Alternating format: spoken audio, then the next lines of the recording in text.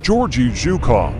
From Civil War horseman to Marshal of Victory, Georgy Zhukov became the only commander during World War I to hold the post of Deputy Supreme Commander of the Armed Forces of the USSR.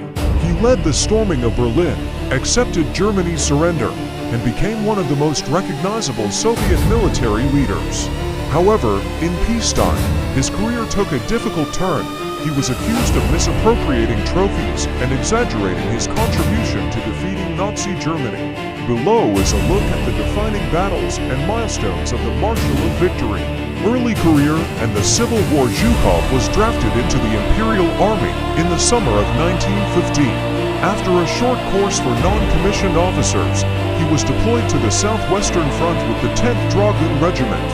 His bravery earned him to St. George crosses, but he also suffered a severe concussion that temporarily damaged his hearing and required a long recovery. He rejoined the fight in October 1918 as a volunteer in the Red Army and served on multiple fronts during the Russian Civil War. In 1921, commanding a cavalry squadron in the Tambov region, he fought against large peasant uprisings. The battle near the village of Vyazovaya Pochta lasted hours and ended with hand-to-hand combat. For this engagement, Zhukov received the Order of the Red Banner.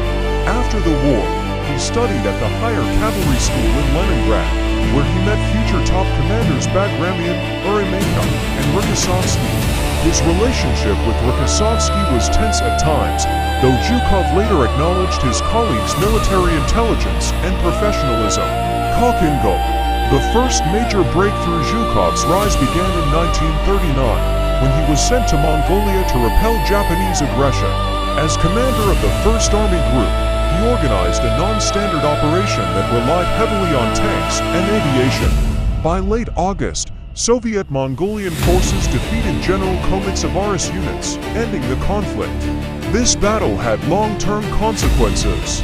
The scale of Japan's defeat in 1939 contributed to Tokyo's decision not to attack the USSR in 1941, redirecting forces instead toward the Pacific.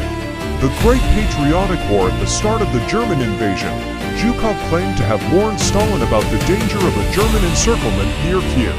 His advice was rejected, and in September 1941 more than 600,000 Soviet troops were surrounded. Afterward, Zhukov was reassigned to command the Reserve Front and later the Leningrad Front, where his harsh tactics, including orders to execute those abandoning their positions without authorization, helped prevent the city from falling. He later directed the defense of Moscow, pushing German forces back 100,000 to 150 kilometers, the first major defeat of the Wehrmacht and the collapse of the Blitzkrieg strategy. In August 1942, Stalin appointed Zhukov Deputy Supreme Commander. Together with Alexander Vasilevsky, he helped develop Operation Uranus, the Stalingrad counteroffensive that changed the course of the war. At the same time, Operation Mars Near remains debated. It failed with heavy casualties, over 70,000 killed or missing, but it significantly weakened German forces and influenced the strategic picture leading into 1943. Berlin.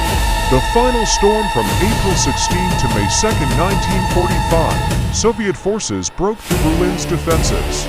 The city had been turned into a fortress of minefields, barricades, and hundreds of firing points, yet after 17 days of fighting, the capital of Nazi Germany fell.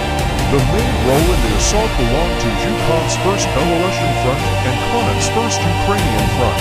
Rokossovsky's 2nd Belarusian Front cut off potential reinforcements, leaving the German garrison isolated. Soviet losses reached about 78,000 killed and nearly 275,000 wounded. German losses are harder to calculate, but estimates suggest around 400,000 dead and roughly 380,000 captured.